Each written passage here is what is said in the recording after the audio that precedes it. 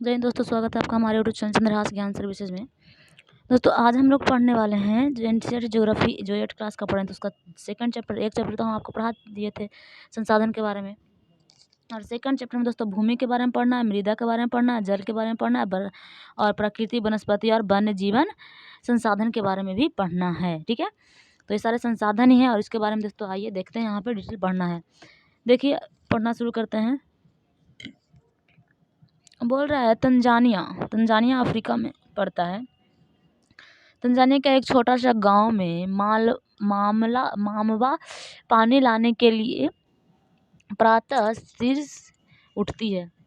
तो मामबा नाम की एक लड़की है, वो उसके गांव में पानी नहीं है, गांव में जाती है पानी लाने के लिए तंजानिया, ठीक है, जो अफ्रीका में पड़ता है। तो वहीं की वो लड़की अफ्रीका के, और वहाँ पे गांव में पानी लाने के लिए वो जाती है। वो बहुत दूर जाना पड़ता है उसको पानी लाने के लिए, और कुछ घंटों के बाद वो लौटती है। सोचिए कुछ घंटा लग गया उसको पानी लाने में। और इसके उपरांत वह घर के कार्यों में अपनी माँ का हाथ बटाती है और अपने भाई की बकरियों की देखभाल में मदद करती है, और अपने पूरे परिवार के पास उनकी छोटी झोपड़ियों के चारों ओर चट्टानी भूमि का एक भाग है। माम्बा के पिता कठिन परिश्रम के बाद मात्र कुछ मक्का और सेब ही उगा सकते हैं। मतलब बहुत परिश्रम करते हैं तो कुछ मक्का उगाते हैं और कुछ सेब ही उगा पाते हैं। फिर भी अनेक परिवार का साल भर का खाना के लिए पर्याप्त वो नहीं हो पाता है। तो कैसे होगा, थोड़ा सा मक्का और सेम से थोड़ी ना कोई परिवार चल जाएगा, तो पर्याप्त नहीं हो पाता है। अब बात करते हैं पीटर जो न्यूजीलैंड में, ठीक है, तो भेड़ पालन प्रदेश के लिए मध्यवर्ती भाग में रहता है। पीटर नाम का एक लड़का है जो न्यूजीलैंड में रहता है, और भेड़ पालन प्रदेश है वहाँ का मध्यवर्ती भाग में रहता है, जहाँ उसकी परिवार ऊन परिक्रमण के लिए क्या है, कारखाना चलाता है। उसका परिवार क्या करता है, कारखाना चलाता है। प्रतिदिन जब पीटर स्कूल से लौटता है तब उसके चाचा को अपने भेड़ों की देखभाल करते हुए देखता है। उनका भेड़ों का बड़ा कुछ दूरी पर पहाड़ियों से लगा हुआ एक विस्तृत घास का मैदान है। वहाँ पे क्या करते हैं, उनके चाचा जी क्या करते हैं कि भेड़ चराने के लिए जाते हैं, तो उसको प्रतिदिन देखता है। वह स्कूल भी जाता है, उसके यहाँ क्योंकि उद्योग वगैरह है, पैसा की कमी नहीं, उसके यहाँ पारिवारिक की स्थिति अच्छी है, ठीक है। और वो वही जो मीमांसा थी, वो क्या मीमांसा थी ना, नहीं, इसका नाम क्या था, माम्बा, ठीक है, माम्बा भूल गए थे दोस्तों, ऐसा नाम था। तो माम बाबू उसका दिक्कत है, इसको नहीं है, इसको उद्योग है इसके यहाँ, या स्कूल भी जा रहा है, वहाँ पे इसका भेड़ वगैरह पालन होता है इसके यहाँ। तो इसके चाचा जी जो है भेड़ चराने जाते हैं पहाड़ियों में, एक विस्तृत घास का मैदान है वहाँ पे। वहाँ नवीनतम प्रौद्योगिकी का उपयोग करते हुए एक वैज्ञानिक विधि का प्रबंधन किया गया है। पीटर का परिवार जैविक कृषि एवं सब्जियाँ भी क्या करता है, उगा लेता है। मतलब साथ साथ को वो सब्जियाँ वगैरह भी जो है खाने के लिए उगा लेता है। बोल रहा है माम्बा और पीटर विश्व के 2 विभिन्न स्थानों में रहते हैं। जैसे देखिए वो अलग अलग स्थान में रहता है, एक कहाँ की, अफ्रीका की है, ठीक है, अफ्रीका ही था ना, हाँ अफ्रीका की ये है, और ये न्यूजीलैंड का है, ठीक है। तो दोनों अलग अलग स्थानों में रहते हैं। उनके जीवन में व्यतीत करने के में बहुत अंतर है, अलग अलग बहुत जीवन में अंतर है इन लोगों को।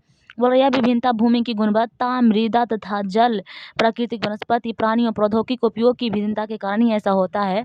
इन स्थानों का एक दूसरे से भिन्न होने का मुख्य कारण इस प्रकार के संसाधन की क्या उपलब्धता है। मतलब जिस प्रकार का संसाधन जहाँ पे उपलब्ध है, जीवन तो उसी के अनुसार जीना है, तो वो व्यतीत करने में क्या होती है, भिन्नता होती है, अंतर आती है। अब दोस्तों देखिए यहाँ पे कुछ दिया है, बोल रहा है विश्व का 90% जो जनसंख्या है ना, वो भूमि के 30% के भाग पर ही रह जाते हैं। मतलब कुल भूमि का जो 30% भाग है, उसी में कुल जनसंख्या रह जाते हैं 90%, ठीक है। और जो 70% शेष भूमि बचता है ना, वह विरल जनसंख्या, यहाँ पे निर्जल है, ठीक। तो इसको याद रखिएगा आप लोग। अब आते हैं भूमि के बारे में। भूमि सभी महत्वपूर्ण प्राकृतिक संसाधनों में भूमि भी शामिल है। भूपृष्ठ के कुछ क्षेत्रफल का लगभग 30% भाग क्या है, भूमि है। यही नहीं, इस थोड़े से प्रतिशत में भी सभी भाग आवास योग्य नहीं है। मतलब 30% भूमि है, वो भी सारा आवास योग्य नहीं है, कुछ कुछ क्षेत्र में क्या है, आवास के योग्य है। मुख्यतः भूमि और जलवायु के भिन्न भिन्न लक्षणों के कारण विश्व के विभिन्न भागों में जनसंख्या का वितरण असमान पाया जाता है।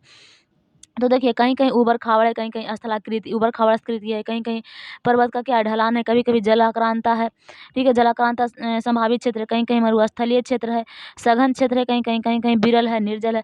तो ये सारे भिन्नता के कारण क्या होता है कि वहाँ की जनसंख्या का वितरण में भी असमान है। जैसे कि जहाँ पे दोस्तों सोचिए, जहाँ पे समतल मैदान होगा, उबड़ खाबड़ होगा, तो जहाँ पे समतल मैदान वगैरह होगा, और वहाँ पे क्या करेगी, जनसंख्या ज़्यादा रहेगी। पर्वतीय ढलान है तो वहाँ पे जनसंख्या कम रहेगी, मरुस्थल में जनसंख्या कम रहेगी, ठीक है। तो इस तरह की वहाँ पे क्या होती है, जनसंख्या वितरण में भिन्नता आती है। और उर्वरक मैदानों और नदियों घाटी में कृषि की उपलब्धता क्या होती है, उपयुक्त भूमि उपलब्ध होती है उसके कृषि के लिए, इसलिए वे स्थान विश्व में सबसे सघन क्षेत्र माने जाते हैं।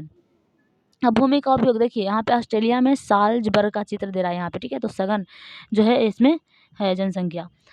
बोल रहा है भूमि उपयोग का क्या है, भूमि का उपयोग क्या क्या है। भूमि का उपयोग विभिन्न कार्यों के लिए किया जाता है, जैसे कृषि के लिए हो गया, वानिकी के लिए, खनन, तो कृषि कर सकते हैं, वानिकी कर सकते हैं, उस पर खनन कर सकते हैं, सड़क बना सकते हैं, उद्योग की स्थापना कर सकते हैं। तो साधारणतः इसको क्या कहते हैं, इसे साधारणतः भूमि उपयोग कहते हैं। क्या आप माम्बा और पीटर के परिवारों की भूमि उपयोग के विभिन्न तरीकों का सूची बना सकते हैं। तो पीटर का क्या करता है, उद्योग में इसका भूमि का उपयोग है, ठीक है। और ये माम्बा तो मक्का उक्का उगाते हैं इसके पिताजी। और देखिए यहाँ पे दोस्तों आगे बोल रहा है भूमि का उपयोग भौतिक कारकों द्वारा निर्धारित किया होता है, जैसे स्थलाकृति के द्वारा निर्धारित हुआ और मृदा के द्वारा। जैसे देखिए स्थलाकृति वहाँ पे कैसा है, अब उबड़ खाबड़ जमीन है पर या पर पर्वतीय ढाल पर, तो वहाँ पे उद्योग तो आप बना नहीं देंगे, समतल मैदान रहेगा तभी ना उद्योग बना पाएंगे। तो स्थलाकृति से भी क्या होता है, उपयोगिता भूमि की जो है निर्धारित होती है। मृदा किस प्रकार के, तो मृदा जब तक नहीं पता चलेगा किस तरह की मृदा है, कैसे खेती किया जाएगा, तो जिस खेती के लिए जैसा मृदा उपयोगी होता है उसी तरह के खेती वहाँ पे होंगे, ठीक है। जैसे कपास के लिए काली मिट्टी उपयोगिता है और आप जलोढ़ मिट्टी में रोप दीजिएगा, बुन दीजिएगा, ठीक है, कपास उगाइएगा तो कैसे होगा। तो निर्धारण इसका जो है भूमि की उपयोगिता का निर्धारण भी इस तरह से होता है, स्थलाकृति से, मृदु से और जलवायु से भी होता है। जलवायु में कोई कोई मिट्टी जलवायु के कारण जैसे थोड़ा सा शुष्क हुआ फिर मिट्टी में तुरंत से पानी गायब हो गया, उसके बाद या कोई कोई मिट्टी ऐसा होता है जो थोड़ा सा पानी बरसा और उसमें पूरा मतलब बाहर की जैसी स्थिति हो जाती है, तो मतलब जलवायु पर भी जो है प्रभावित होता है, ठीक है। उसके बाद खनिज जल की उपलब्धता मानवीय कारकों जैसे जनसंख्या, प्रौद्योगिकी एवं भूमि उपयोग के प्रयुक्त महत्वपूर्ण कारक होते हैं। बोल रहे स्वामित्व के आधार पर भूमि को निजी भूमि या सामुदायिक भूमि में बांटा जा सकता है। निजी भूमि किसको कहेंगे, तो निजी भूमि व्यक्तियों के स्वामित्व से होता है, जबकि सामुदायिक भूमि समुदाय के स्वामित्व से। मतलब निजी में कुछ कुछ एक व्यक्ति का है निजी, वहाँ पे नाम लिख दिया गया मेरा निजी सामान है, मेरा निजी बात है, तो वो निजी होगा, निजी जमीन। और जो समुदाय के लिए है वो वहाँ पे सब कुछ, जैसे कि अगर बात करें चारा की, ठीक है, तो वहाँ पे चारा के लिए जो भूमि उमी होता है ना वो सामुदायिक बना दिया जाता है, ठीक है। तो इस तरह का यहाँ पे होता है दो तरह का, निजी और स्वामित्व और सामूहिक। बोल रहा है सामान्य रूप से इसका उपयोग समुदाय से संबंधित व्यक्तियों के लिए किया जाता है, जैसे चारा के लिए अगर बात करें या फिर फल को, तो फलों का जो बागान लगाया जाता है सामूहिक करके वो लगाया जाता है। औषधि की जो जड़ी बूटियाँ की खेती की जाती है उसमें भी औषधि मतलब सामूहिक रूप से की जाती है, तो ये सब क्या है, सामूहिक भूमि कहलाती है। बोल रहा है इस सामूहिक भूमि को साझा संपत्ति संसाधन भी कहते हैं। तो सामूहिक है, सब साझा करेगा उसमें, तो इसको साझा संपत्ति कह दिए, तो साझा संपत्ति संसाधन ही है, ठीक है। अब दोस्तों देखिए आगे बढ़ते हैं। बोल रहा है जनसंख्या और उसकी मांग सदैव बढ़ती रहती है, लेकिन भूमि की उपलब्धता सीमित है। संसार स्थान के अनुसार भूमि की गुणवत्ता में अंतर होता है। लोगों ने सामुदायिक भूमि पर व्यवहारिक क्षेत्र बनाने, नगरीय क्षेत्रों में घर बनाने पर ग्रामीण क्षेत्रों में कृषि योग्य भूमि का विस्तार करने के लिए अनाधिकृत हस्तक्षेप करना शुरू कर दिया है। आज भूमि उपयोग परिष्कृत रूप से प्रतिरूप में व्यापक परिवर्तन हमारे समाज में सांस्कृतिक परिवर्तनों को दर्शाते हैं। वर्तमान में कृषि और निर्माण संबंधी गतिविधियों के प्रसार के कारण निम्नीकरण, भूस्खलन, मृदा अपरदन, मरुस्थलीकरण पर्यावरण के लिए खतरा बन गया है, ठीक है। तो पर्यावरण के खतरा बनेगा, मृदा का अपरदन हो रहा है मतलब कटाव हो रहा है, भूस्खलन वही कटाव ही हो रहा है, मरुस्थलीय से तो वहाँ पे सब क्या है पर्यावरण के लिए खतरा पैदा कर रहा है।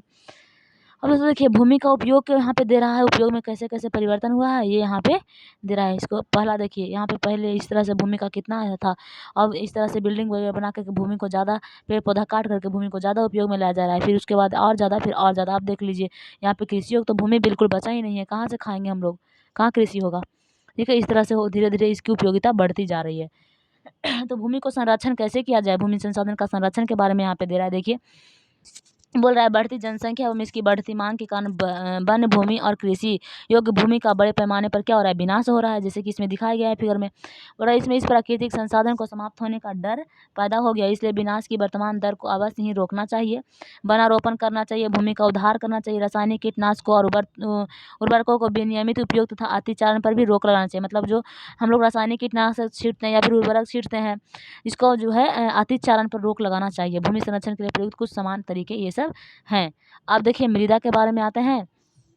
बोल रहा है पृथ्वी के पृष्ठ पर दानेदार कणों के आवरण का पतली परत को क्या कहते हैं, मृदा कहते हैं। यह भूमि के निकटता से जुड़ी हुई है। स्थल रूप मृदा के प्रकार को निर्धारित करते हैं। मृदा का निर्माण चट्टानों से प्राप्त खनिजों और जैव पदार्थ तथा भूमि पर पाए जाने वाले खनिजों से होता है। यह अपक्षय की प्रक्रिया के माध्यम से बनती है और खनिज एवं जैव पदार्थों का सही मिश्रण मृदा को उपजाऊ बनाता है। ठीक है, बोल रहा है केवल 1 सेंटीमीटर मृदा का बनने में सैकड़ों वर्ष लग जाता है। तो दोस्तों मृदा को तो हम लोग काट कूट करके बर्बाद करते रहते हैं, और 1 सेंटीमीटर मृदा बनने में दोस्तों सैकड़ों वर्ष लग जाता है, सोच सकते हैं आप लोग। ठीक है, तो आप लोग इस पर ध्यान दीजिए। और देखिए अपक्षय की क्रिया का होता है, बोल रहा है कि अपक्षय से मृदा बनती है, तो इसमें इसका होता क्या अपक्षय की क्रिया, बोल रहा है तापमान परिवर्तन या फिर तुषार क्रिया, पौधा, प्राणियों और मनुष्य की क्रियाकलाप द्वारा अनावरित सेल क्या होता है, टूटता है और क्षय होता है। तो वही अनावरित जो सेल टूटता है ना और जो क्षय होता है ना, वही मिट्टी बन जाता है। ठीक है, यहाँ पर दोस्तों देखिए मृदा का जो है परिच्छेदिका दिया है, बोल रहा है नीचे जनक चट्टानें है सबसे नीचे, उसके बाद अपक्षित चट्टानें हैं, उसके बाद बालू और गाद करने के साथ उपमृदा आता है, उसके बाद सबसे ऊपर की बात करें इसी में ह्यूमस, और वनस्पति के लिए यही ऊपरी मृदा जो है ऊपर उत्तरदायी होता है इसमें, क्योंकि ह्यूमस पाया जाता है, ह्यूमस के बगैर खेती नहीं की जा सकती। ठीक है, अच्छा खेती होता है ह्यूमस से। ठीक है, अब दोस्तों देखिए यहाँ तक तो हम लोग पढ़ चुके हैं। अब यहाँ देखिए ये क्लियर कर दें, फिर उस पर ऊपर देखेंगे। मृदा यहाँ पे है। ठीक है, मृदा देखिए कैसे कैसे यहाँ पे बनता है, जलवायु परिवर्तन होगा, जलवायु होगा, तापमान, वर्षा, अपक्षा, ह्यूमस निर्माण की दर को क्या करता है, प्रभावित करता है। और उसके बाद देखिए समय मृदा परिवीक्षण की मोटाई को निश्चित करता है, मतलब समय से क्या होगा उसका मोटाई में परिवर्तन हो सकता है। उसके बाद वनस्पति जात है, प्राणी जात है, सूक्ष्म जीव, ह्यूमस का निर्माण को दर को क्या करता है, प्रभावित करता है। अब जनक सेल्स रंग, गठन, रासायनिक गुणधर्म, खनिज मात्रा, पारगम्यता को निर्धारित करता है। बोल रहा ऊंचा बच तुंगता और ढाल मृदा के संचन को निर्धारित करता है, मतलब नीचा वो क्या करता है, ऊंचा बच है और या फिर ढाल है तो क्या करता है, मृदा को संचय रखता है वहाँ पे, तो इसमें मदद करता है। और जनक सेल देखिए जो सबसे अंदर है वो रंग वगैरह के लिए यहाँ पे उसको करता है, सबसे अंदर होता है जनक सेल, ये यहाँ इसका गठन, रंग और गुणधर्म को निर्धारित करता है मिट्टी के। ठीक, तो इतने मिट्टी जो है निर्धारित होती है इस तरह से। ठीक, अब दोस्तों मृदा के निर्माण के कारक बाद में देखेंगे, पहले यहाँ पे देखिए एक चीज़ दिया था, इसको हम लोग पढ़ लेते हैं थोड़ा सा। ठीक है, बोल रहा है कि भूस्खलन क्या है, भूस्खलन के बारे में दे रहा है। बोल रहा है भूस्खलन को सामान्य रूप से सैल, मलबा या ढाल से गिरने वाली मिट्टी के बृहद संचय के रूप में परिभाषित किया जाता है। तो देखिए जो भूस्खलन होता है ना उसमें सैल या मलबा कुछ भी ढलान जैसा चीज़ होता है, तो उस पर थोड़ा सा भी दबाव दीजिएगा ना तो वहाँ पे क्या हो जाएगा, वो सेल टूट जाता है, तो उसी को कहते हैं भूस्खलन। मतलब ये प्रायः भूकंप, बाढ़ या ज्वालामुखी के साथ घटित होती है, लंबे समय तक वर्षा होने के कारण भी भूस्खलन होता है। जैसे देखिए भूस्खलन आप लोग देखे होंगे, जैसे देहात वात में आप लोग अगर रहते होंगे तो मान लीजिए कि ये ज़मीन है एक, ठीक है, एक ज़मीन है और यहाँ पे यारी बना हुआ है, फिर इधर भी एक ज़मीन है, इधर भी एक ज़मीन होता है, इधर भी होता है, ठीक है, और इधर भी ज़मीन होता है, ऐसे करके ज़मीन होता है, वहाँ पे फैला हुआ होता है। ठीक है, तो ये जो होता है यहाँ पे ज़मीन को जो एक दूसरे को बांटता है ना, इसको आरी देहात में कहते हैं। तो यहाँ पे अधिक बारिश होगा ना तो अंदर का मिट्टी इसका खसक जाता है, ठीक है, और ऊपर का मिट्टी धरा हुआ रहता है इस तरह से। तो यहाँ पे जैसे ही पाँव रखिएगा ना, एक क्या होता है, मिट्टी खसक जाता है नीचे, ठीक है, और यहाँ पे ये क्या होता है, टूट जाता है। तो इसी को तो दोस्तों कहते हैं भूस्खलन, कुछ भारी चीज़ थोड़ी है, तो इसको कहते हैं भूस्खलन। वही अपर्दन हो रहा है, मिट्टी का क्या हो रहा है, कटाव हो रहा है, मिट्टी गिर जा रहा है, ढाल वगैरह बन गया है, अंदर का मिट्टी वहाँ पे सट गया, ऊपर का मिट्टी बस धरा हुआ है थोड़ा सा, तो वो क्या हो जाएगा, खिसक जाएगा, उसी को तो कह देते हैं भूस्खलन।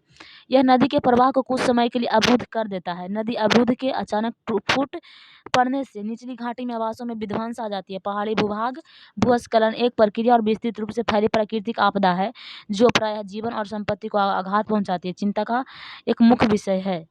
अब दोस्तों देखिए एक वस्तु स्थिति का अध्ययन करते हैं। बोल रहा है हिमाचल प्रदेश के कन्नौज जिले में रेकांग पीओ के निकट पंजी गांव में बड़े भूस्खलन के कारण राष्ट्रीय राजमार्ग 22 का पुरानी हिंदुस्तान तिब्बत सड़क का 200 मीटर तक का भाग नष्ट हो गया है। हिमाचल प्रदेश में के कन्नौज जिला में एक आया है भूस्खलन, ठीक है, तो उसमें राष्ट्रीय राजमार्ग जो 22 था ना उसका 200 मीटर तक जो है भाग नष्ट हो गया भूस्खलन के कारण। यह भूस्खलन पंजी गाँव में तीव्र विस्फोट द्वारा हुआ है। विस्फोट का कारण ढाल पर यह कमजोर क्षेत्र नीचे गिर गया, जिसके कारण सड़क, गांव और आसपास के क्षेत्र को क्या हुआ, क्षति पहुंचा। तो पंजी गांव में किसी संभावित मानव विनाश से बचने के लिए पूर्ण रूप से खाली करवा दिया गया उसको, पंजी गांव को। ठीक है, हम बोल रहा है न्यूनीकरण क्रियाविधि क्या है। वैज्ञानिक प्रतिविधियों के विकास से हमें समझने की शक्ति मिलती है कि भूस्खलन उत्पन्न होने के कौन कौन से कारक हैं और उसका प्रबंधन कैसे करना है। भूस्खलन को रोकने में कुछ प्रावधानियाँ निम्न है। भूस्खलन प्रभावित क्षेत्रों का मानचित्र बनाकर इसमें प्रभावित होने वाले स्थानों को इंगित करना। इस प्रकार इन क्षेत्रों को आवास बनाने के लिए छोड़ा जा सकता है। भूस्खलन को खिसकने से बचाने के लिए प्रतिभारी दीवार का निर्माण कर सकते हैं। भूस्खलन को रोकने के लिए सबसे प्रभावी तरीके वनस्पति आवरण को वृद्धि, तो वनस्पति में वृद्धि करेंगे तो उसको क्या करेगा, जकड़े रहेगा, मिट्टी को तो नहीं खिसकेगा, तो इस तरह से कर सकते हैं। सतही अफवाह और झरना प्रवाहों के साथ साथ भूस्खलन की गतिशीलता को नियंत्रित करने के लिए पृष्ठीय अफवाह तंत्र उपाय क्रियान्वित करना होता है। ठीक है, तो इस तरह की दीवार का निर्माण करने के लिए बोला है। देखिए प्रतिधार दीवार, इसी तरह का दीवार निर्माण के लिए बोल रहा है भूस्खलन को रोकने के लिए। ठीक, ये सारी चीज़ तो हम लोग पढ़ चुके हैं। अब आते हैं मृदा का जो है निर्माण का कारक कौन कौन सा है। दोस्तों इधर पहले देख लीजिए, भारत में जलोढ़ मिट्टी, काली मिट्टी, लाल मिट्टी, लेटेराइट, मरुस्थलीय, पर्वतीय प्रकार की मिट्टी हो सकती है। विभिन्न प्रकार की मृदाओं को एक एक मुट्ठी एकत्रित कीजिए, तो एकत्रित कर करके जांच करने के लिए बोल रहा है कि कौन सा मिट्टी मतलब कौन सा जलोढ़ मिट्टी है, कौन सा काली मिट्टी, ये सब करने के लिए। तो ये सब बच्चों वाला खेल है, जाकर कीजिए। बोलिए कि हमको इतना टाइम नहीं बचा है। ठीक है मिट्टी एकत्र करने का बोल रहा है कि मृदा निर्माण के कारक क्या क्या है। तो मृदा निर्माण के मुख्य कारक जनक सेल के रूप में जलवायवीय कारक है। मृदा निर्माण के अन्य कारक स्थाकृति हो गया, जैव पदार्थों की भूमिका और मृदा निर्माण के संगठक में लगा समय अलग अलग स्थानों में ये भिन्न भिन्न है। बोल रहा है मृदा का निम्नीकरण और संरक्षण के उपाय बताइए। मृदा अपरदन और क्षीणता मृदा संसाधन के लिए दो प्रमुख खतरे हैं। मृदा का अपरदन हो रहा है, छीन हो रहा है मृदा को, तो ये क्या है, खतरा बन गया है। मानवीय और प्राकृतिक दोनों ही कारकों से मृदा का निम्नीकरण हो सकता है। मृदा के निम्नीकरण में सहायक कारक वनोन्मूलन, अतिचारण, रासायनिक उर्वरकों और कीटनाशकों का अत्यधिक उपयोग, वर्षा दोहन, भूस्खलन और पाड़ है। मृदा संरक्षण की कुछ विधियां निम्न प्रकार है। मल्च बनाना क्या होता है, बोल रहा है पौधों के बीच अनावरित भूमि जैव पदार्थ जैसे परवाल से ढक जाती है, जिससे मृदा की आर्द्रता रुक जाती है। इसको कहते हैं मल्च बनाना। मतलब आवृत भूमि जैव पदार्थ जैसे परवाल में ढक जाती है और मृदा का पर्दा वहाँ पे क्या हो जाता है, रुक जाती है, तो इसको कहते हैं आर्द्रता मिट्टी का रुक जाती है, उसी को कहते हैं मछली बनाना। ठीक है, अब वेदिका फॉर्म क्या होता है दोस्तों, देखिए पिछला भी अध्याय में वो वेदिका के बारे में नाम आया था। ठीक है, तो यही होता है वेदिका। देखिए वेदिका फॉर्म यहाँ पे बनाया गया, पहले इसको देख लीजिए ध्यान से। ठीक है, ये वेदिका फॉर्म बनाया गया, इसको देखिए आप लोग किस तरह से वेदिका बनाया गया है।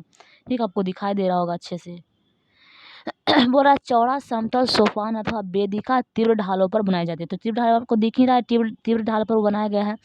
पूरा ताकि सब बनाए जाते हैं ताकि सपाट सतह फसल उगाने के लिए उपलब्ध हो, फसल उगाने के लिए उपलब्ध हो वो जगह, इसके लिए ही इसको बनाया जाता है।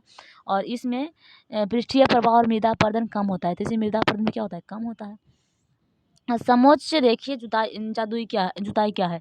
एक पहाड़ी जैसा ढाल है, तो पहाड़ी जैसा ढाल पर समोच्च रेखीय समांतर जुताई ढाल से नीचे बहते जल के लिए एक प्राकृतिक अवरोध का निर्माण करती है। तो यहाँ पे देखिए, देखो ये क्या है, समोच्च रेखीय जुताई का निर्माण किया है इस तरह से, क्योंकि वहाँ पे क्या होता है कि पर्वतीय जो ढलान होता है ना, वहाँ पे जल तो सीधे आ जाता है नीचे, तो इसको अवरोध उत्पन्न हो, उसमें धीरे धीरे करके नीचे इसके लिए यहाँ पे जो है ये समानांतर तरीके से उसको समोच्च रेखीय जुताई जो यहाँ पे कर रहा है। अब देखिए रक्षक मेखला ये क्या है, रक्षक मेखला है। तटीय प्रदेश में शुष्क प्रदेशों में पवन गति रोकने के लिए, तो देखिए लाइनिंग से ब्रिज लगाया गया है, तो उसको पवन उधर से अगर आएगा ना, इधर से पवन आएगा तो क्या करेगा, रोक देगा पवन को। तो पवन को रोकने के लिए खास करके शुष्क प्रदेश में या फिर तटीय प्रदेश में, क्योंकि तटीय प्रदेश में आएगा तो वहाँ पे ठंडा बढ़ जाएगा, तट से आएगा टकरा करके जल से उठ करके हवाएं, तो वहाँ पे क्या होगा, ठंडी बढ़ जाएगी। तो तटीय प्रदेश में इस तरह के वृक्ष लगा दिए जाते हैं। और शुष्क प्रदेश में खास तौर पर पवन को रोकने के लिए वृक्ष क्या करते हैं, कतारबद्ध लगाए जाते हैं, ताकि मृदा अपरदन को बनाए रखा जा सकता। तो आंधी भी चलता है दोस्तों, तो क्या होता है शुष्क प्रदेश में या फिर तटीय, तो वहाँ पे मृदा का भी अपरदन तो इससे होता है ना। अब आंधी से एक जगह से गिरेगा दूसरी जगह जाएगा, तो यहाँ पे इसको इसलिए यहाँ पे लगाया जाता है ताकि इसको बांधे रखें, मिट्टी को वहाँ पे न हो। अब दोस्तों देखिए समोच्च रेखीय रोधिकाएं क्या होता है। समोच्च रेखाओं पर रोधिकाएं बनाने के लिए पत्थर, घास, मैदान, मृदा का उपयोग किया जाता है। रोधिकाओं को के सामने जल एकत्र करने के लिए खाइयां बनाई जाती है। ठीक है, अब एक क्रियाकलाप कर रहा है, तो इसको छोड़िए, हटाइए। चट्टान बांध क्या है, चट्टान बांध बोल रहा है यह जल के प्रवाह को कम करने के लिए बनाए जाते हैं। तो जल का प्रवाह कम हो, जिससे कि मिट्टी का अपरदन कम होगा, मिट्टी का क्षति कम होगा, इसके लिए इसको चट्टान बांध बनाया जाता है। इस नालियों की संरक्षा यह नालियों की क्या करता है, रक्षा करता है, तथा मृदा क्षति को भी क्या करता है, रोकता है। बीज का फसल लगाना, बीज का फसल क्या होता है, वर्षा दोहन से मृदा को सुरक्षित रखने के लिए अलग अलग समय में भिन्न भिन्न फसल एकांतर कतारों से क्या कर दी जाती है, लगा दी जाती है। तो वहाँ पे मिट्टी का जो है क्या होता है, मिट्टी का दोहन कम होता है। ठीक, अब तो देखिए इधर कुछ दे रहा है, बोला 1975 में मानव उपयोग के लिए जल की खपत 3850 घन किलोमीटर प्रति वर्ष थी, जो वर्ष 2020 में बढ़ करके 6000 घन किलोमीटर प्रति वर्ष से भी अधिक हो गई है। दोस्तों 1975 की अगर बात करें तो जल का उपयोग दोस्तों एक लोग जल का उपयोग करता था 3880 किलोमीटर घन किलोमीटर क्यूब, ठीक है, प्रति वर्ष में, लेकिन 2000 में बढ़ करके 6000 पहुंच गया। तो सोचिए कितना बढ़ गया है, तो उस पर हम लोग को नियंत्रण करना चाहिए, ठीक है। बोल रहा है एक टपकता नल वर्ष में 1200 लीटर जल व्यर्थ कर देता है। तो हम लोग ध्यान तो देते नहीं कि बस एक एक बूंद तो टपक रहा है, क्यों इसके ऊपर ध्यान दे, लेकिन एक टपकता बूंद अगर साल भर भी टपकता रह जाए तो एक वर्ष में वो 1200 लीटर जल को क्या कर देगा, बर्बाद कर देगा, ठीक है। तो इस पर छोटी छोटी बातों पर ध्यान देना चाहिए। अब देखिए मृदा के बारे में पढ़ लिए, भूमि के बारे में, अब जल के बारे में पढ़ते हैं। बोला जल एक महत्वपूर्ण नवीकरणीय प्राकृतिक संसाधन है। भूपृष्ठ के 3/4 भाग क्या है, जल से ढका हुआ है, इसलिए इसको जल ग्रह कहना उपयुक्त है। लगभग 3.5 अरब वर्ष पहले जीवन आदि मानव से ही प्रारंभ हुआ था। यद्यपि आज भी महासागर पृथ्वी के सतह के 2/3 भाग से क्या हुए हैं, ढके हुए। विविध प्रकार के पौधे एवं जंतुओं की मदद करते हैं। महासागरों का जल लवणीय है, मतलब वहाँ पे पीने योग्य जल नहीं है, लवणीय जल है और मानवीय उपयोग के उपयुक्त नहीं है। अलवण जल केवल 2.7% ही है। अलवण जल की बात करें जो पीने योग्य है वो 2.7% ही है। लगभग इसका 70% भाग बर्फ के चादर और हिमालयों के रूप में अंटार्कटिका में, ग्रीनलैंड में, पर्वतीय प्रदेशों में पाया जाता है। तो 2.7% जो अलवणीय जल है उसका भी 70% तो बर्फ के रूप में ही जमा हुआ है। कोई अंटार्कटिका में कुछ बर्फ जमा है, कुछ ग्रीनलैंड में है, और भी पर्वतीय क्षेत्रों में जो है बर्फ के रूप में, हिमालय के रूप में जमा हो गया है। और अपनी स्थिति के कारण ये मनुष्य के पहुंच से बाहर हो गया है। केवल 1% लवण जल ही क्या हम लोगों को उपलब्ध के लिए बच गया है और मानव उपयोग के लिए क्या उपयुक्त है। यह भौम जल है, नदी और झील का जल है। पृष्ठीय जल के रूप में वायुमंडल में जल वाष्प के रूप में पाया जाता है, तो इसका ही उपयोग हम लोग बस करते हैं। बोल रहा इसलिए अलवणीय जल पृथ्वी का सबसे मूल्यवान पदार्थ है। सबसे मूल्यवान पदार्थ पृथ्वी का बन गया अलवणीय जल। उसको आप लोग सीमित तरीके से उपयोग कीजिए। पृथ्वी पर जल न बढ़ाया जा सकता है और न ही घटाया जा सकता है। इसकी पूर्ण मात्रा स्थिर रहती है। इसकी प्रचुरता में विविधता प्रतीत होता है, क्योंकि यह बाष्पीकरण, वर्षण, वाह और प्रक्रिया द्वारा महासागरों, वायु, भूमि और पुनः सागरों में के चक्रण द्वारा नियंत्रित गतिशील होता है। जैसा कि आप जानते हैं कि इसे जल चक्र कहते हैं। तो जल चक्र पहले भी हम लोग पढ़ चुके हैं, इसमें कुछ ज़्यादा जोर देने की जरूरत नहीं है। बोला मनुष्य जल की बड़ी मात्रा में उपयोग न केवल पीने में एवं धुलाई में करता है, वरन उत्पादन प्रक्रिया में भी करता है। जल कृषि, उद्योग, बांध, जलाशय के माध्यम से भी उत्पादन करने में भी क्या प्रयोग किया जाता है। और साला का साला दोस्तों अलवण जल से ही होता है, ठीक है ना। जल स्रोत, जैसे कपड़ा आप लोग धो रहे हैं तो किस चीज़ से नहा रहे हैं, किस चीज़ से, सारा अलवण जल ही है ना। अलवण जल कोई ना व्यर्थ कर रहे हैं। खरा जल तो आप लोग ला नहीं रहे हैं, कहाँ से लाइएगा। जिस जल को पीते हैं उसी जल को तो बर्बाद कर रहे हैं, ठीक है। तो सारा काम इसी से होता है। बड़ा जल स्रोतों का सूखने तथा जल बढ़ती जनसंख्या, भोजन और नकदी फसलों को बढ़ती मांग, बढ़ता नवीकरण और बेहतर होता जीवन स्तर है।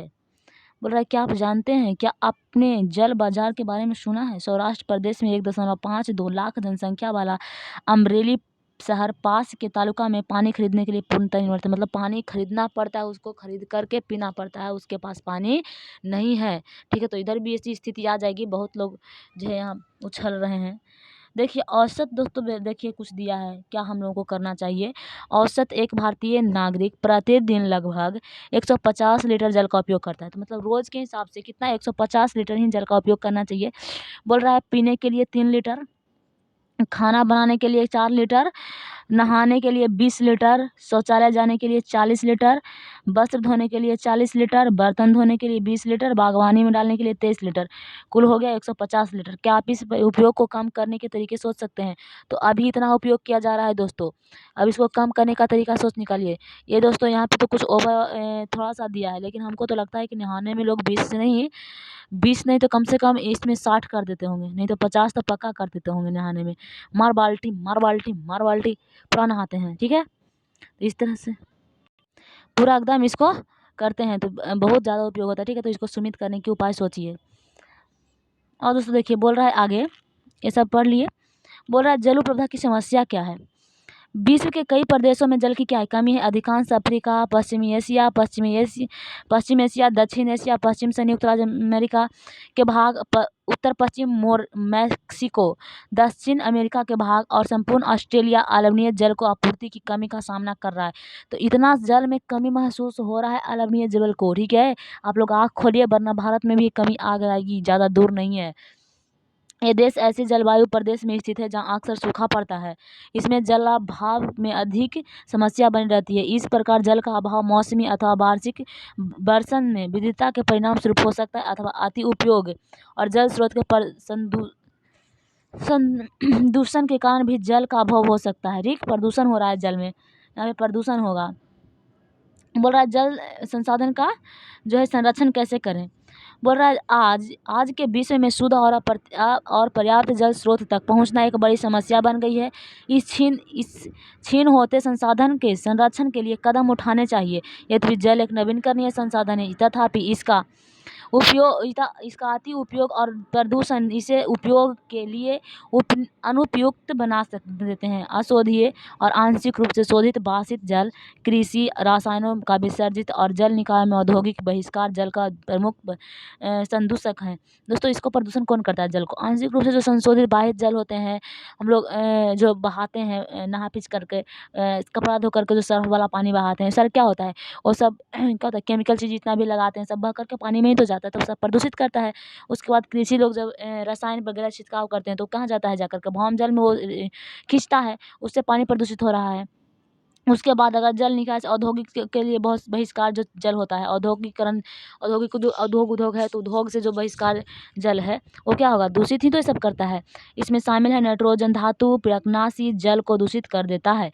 इसमें अधिकांश रसायन अजैव निम्नीकरण होने के कारण जल द्वारा मानव शरीर में क्या हो जाते हैं, पहुंच जाते हैं।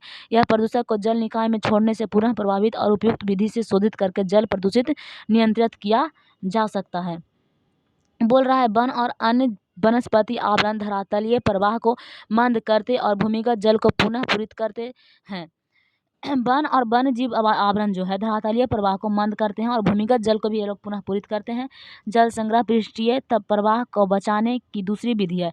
जल रिसाव को कम करने के लिए खेतों में सिंचित करने वाले नहरों को ठीक से पक्का करना चाहिए। रिसाव और वाष्पीकरण से होने वाले जल क्षति को रोकने के लिए क्षेत्र की स्प्रिंकलर पंप से सिंचाई करनी चाहिए। तो ये देखिए, ये एक कड़ाई से सिंचाई कर रहा है, ठीक, ताकि जो है पौधा को जड़ तक पानी पहुंच भी जाए, पानी हमारा बर्बाद भी नहीं हो, इस तरह से सिंचाई करना चाहिए। ठीक, बोल रहा वाष्पीकरण की अधिक दर वाले शुष्क प्रदेशों में सिंचाई की ड्रिप अथवा टपकन विधि द्वारा बहुत उपयोगी होती है। सिंचाई के इस विधियों को अपनाकर बहुमूल्य जल संसाधन को संरक्षित किया जा सकता है। अब देखिए, बोल रहा है क्या आपको पता है अपने घर के छत पर वर्षा जल एकत्र करके इस जल का संरक्षण करना एवं विविध उत्पादक उपयोग को लाना वर्षा जल संग्रह कहलाता है। तो आप जल संग्रह कर रहे हैं तो उसको जल मतलब क्या होगा, जल संग्रह कहलाता है, जो वर्षा जल का संग्रह होता है। बोल रहा औसतन 2 घंटे की वर्षा का एक दौर 8000 लीटर जल को बचाने के लिए काफ़ी है। तो 2 घंटा अगर वर्षा हुई, आप उसको जन संचय कर रहे हैं, तो 8000 लीटर जल वो क्या करता है, बचा सकता है। बोल रहा प्राकृतिक वनस्पति और वन्य जीव। बोल रहा स्कूल के बच्चे हस्तशिल्प प्रदर्शन में घूम रहे थे। प्रदर्शनी की वस्तुएं देश के लिए विभिन्न भागों में एकत्रित की गई थी। मोना ने एक थैला हाथ में उठाया और उत्साह से कहा, यह एक सुंदर हैंड बैग है। अध्यापिका ने कहा, हाँ, यह जूट का बना हुआ है। किसका बना हुआ है? जूट का बना हुआ है। क्या आप इस टोकरियों, दीप, छात्रों और कुर्सियों को देखते हैं? वे बेंत और बांस की बनी है। भारत के पूर्वी और पूर्वी आदर्श प्रदेशों में बांस प्रचुर मात्रा में पैदा किया जाता है। जेस्मी रेशमी स्कार्फ देखकर उत्साहित थी। जेस्मी जो थी रेशमी स्कार्फ पहनी हुई थी, तो उसको देख करके उत्साहित थी। यह खूबसूरत स्कार्फ देखो, अध्यापक ने स्पष्ट किया। और रेशम कीट को प्राप्त किया जाता है और शहतूत पेड़ों पर पाए जाते हैं। तो वो रेशम कीट के बारे में बताने लगे कि रेशम कीट से जो है पैदा होता है, और इसको क्या है, ये जो है शहतूत के पौधे पर पाले जाते हैं रेशम कीट को। बच्चे समझ गए कि पौधे हमें अनेक विविध उत्पादन प्रदान करते हैं, जिसका उपयोग हम अपने दैनिक जीवन में करते हैं। तो ये देखिए दोस्तों, यहाँ पर रेशम कीट को पाला जा रहा है, ठीक है, शहतूत के पौधे पर। तो देखिए, यही रेशम कीट है, ठीक। बोल रहा प्राकृतिक वनस्पति एवं वन्य जीव केवल स्थल मंडल, जल मंडल और वायुमंडल के बीच जुड़े एक संकरे क्षेत्र में भी पाए जाते हैं, जिसे जैव मंडल कहते हैं। जैव मंडल के बारे में हम पहले ही आप लोगों को पढ़ा चुके हैं।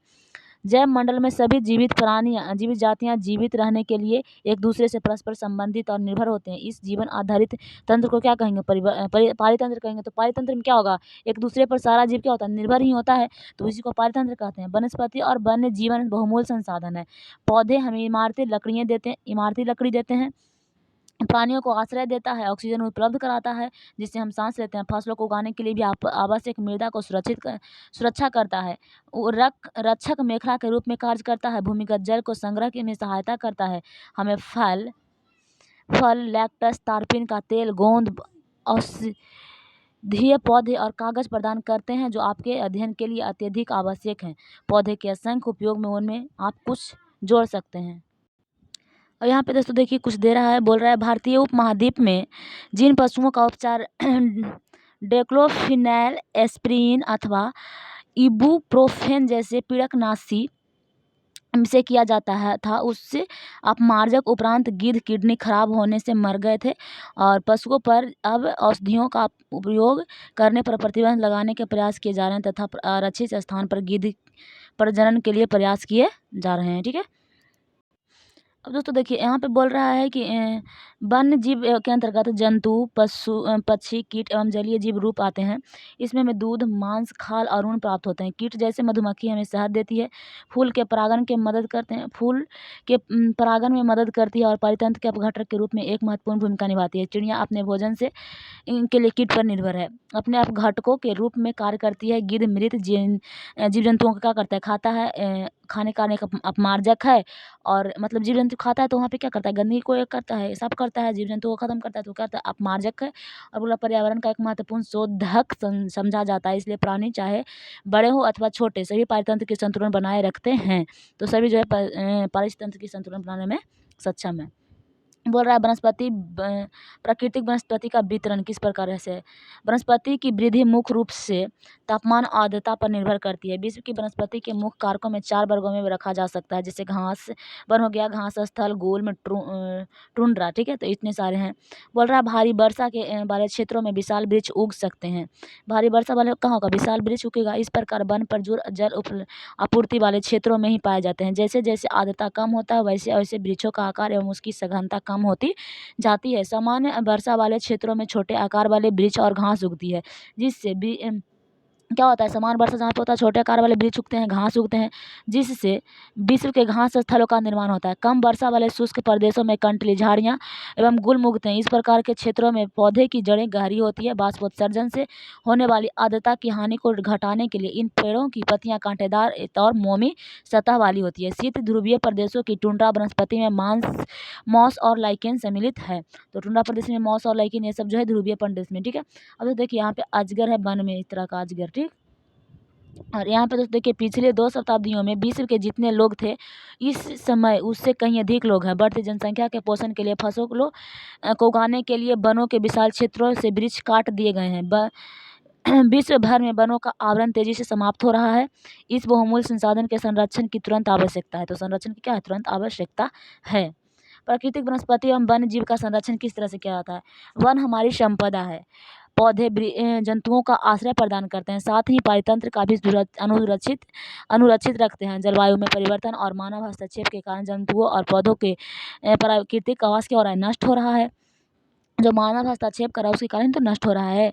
बहुत से जातियां असुरक्षित तथा संकटापन्न है और कुछ लुप्त होने के कगार पर है।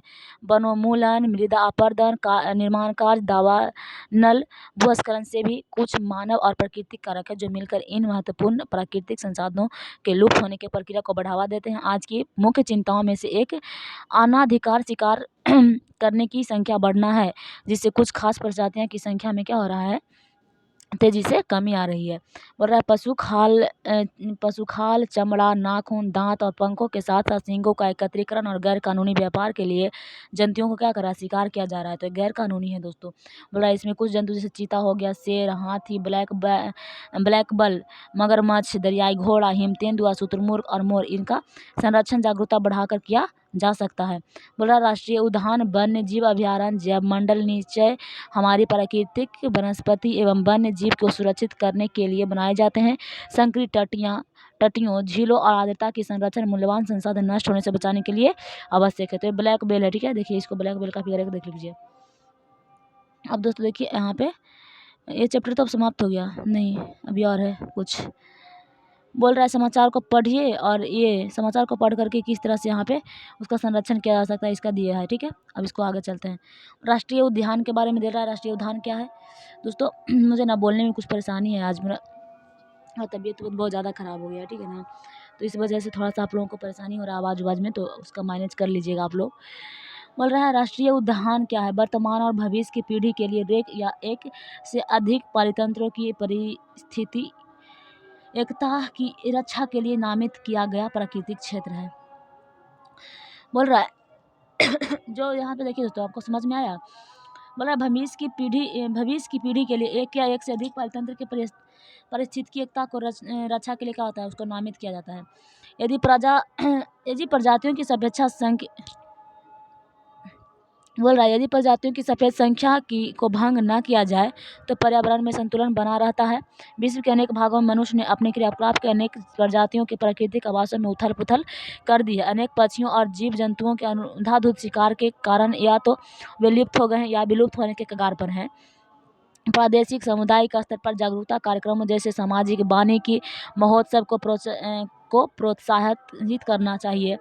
अब बच्चों के स्कूलों को क्या करना है, पक्षी देखने प्राकृतिक कैंपों में ले जाने के लिए क्या प्रोत्साहित करना चाहिए, ताकि वे विभिन्न जातियों निवास का अवलोकन कर सके। बोल रहा है बहुत से देश पक्षियों और पशुओं को मारने और उसके व्यापार करने के विरुद्ध हैं। भारत में शेर हो गया, चीता, हिरन, भारतीय सारंग, मोर, सबको मारने का क्या अवैध है, लेकिन फिर भी लोग कर रहे हैं। एक अंतर्राष्ट्रीय परिपाटी है CITES, ठीक है, the connection of air international trade in endangered, ठीक है, endangered species of wild fauna and flora की स्थापना की गई है। किसके लिए? अंतर्राष्ट्रीय परिपाटी है, ठीक है, जिसमें प्राणी और पक्षी को क्या कहा जाता है, वहाँ पे सूची तैयार की जाती है। सूची में दिए गए पक्षी पशुओं प्राणियों के व्यापार करने का पर क्या होता है, प्रतिबंध लगाया जाता है कि कोई भी पशु को क्या करेगा, व्यापार नहीं करेगा। पौधे और पशुओं की संरक्षक प्रत्येक नागरिक का नैतिक कर्तव्य है। चीतलों का झुंड यहाँ पे दिया है, देखिए एक चीतल है, चीतल का झुंड यहाँ पे दिया है, झुंड में बनाकर रहते हैं। और ये दिया काजीरंगा राष्ट्रीय उद्यान, जो वहाँ पे हाथी के लिए प्रसिद्ध है काजीरंगा उद्यान, तो उसके लिए दिया है। जैव मंडल नीचे क्या है, तो वैश्विक नेटवर्क द्वारा जुड़े रक्षित क्षेत्रों की एक श्रृंखला है, जिसे संरक्षक और विकास के बीच संबंध को प्रदर्शित करने के इरादे से बनाया गया है। दोस्तों क्या आप जानते हैं, बोल रहा है कि CITES सरकारों के बीच एक अंतर्राष्ट्रीय समझौता है और इसका उद्देश्य यह सुनिश्चित करना है कि वन्य प्राणी एवं पौधे के नमूने के अंतर्राष्ट्रीय व्यापार से उनके जीवन का कोई खतरा नहीं है। मोटे तौर पर पशुओं की 5000 जातियां और पौधे की 28,000 जातियां रक्षित की गई है। भालू, डॉल्फिन, कैक्टस, प्रवाल, आर्किड, एलो कुछ उदाहरण इसका है। तो आज के लिए बस इतना है दोस्तों, इस चैप्टर को यहीं पे एंड करते हैं।